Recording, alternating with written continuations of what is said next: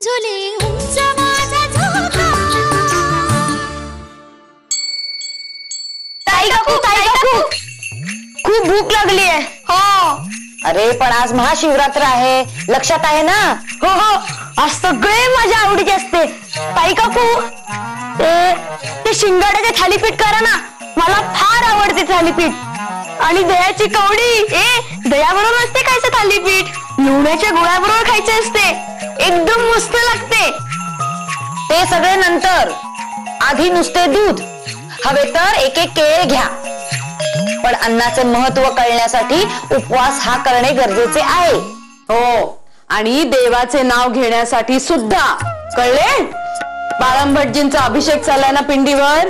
काय मग जा बरे, देवघरात जाऊन बसा आणि नमस्कार करा. म्हणाव चांगली बुद्धी दे, खोड्या कमी कर.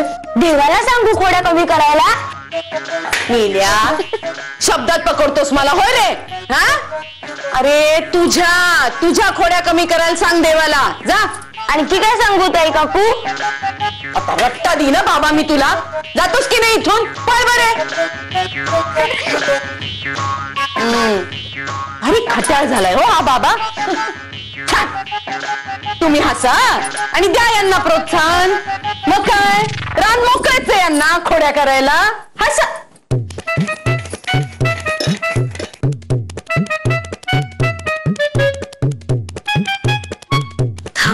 आता याची गंमतच करतो.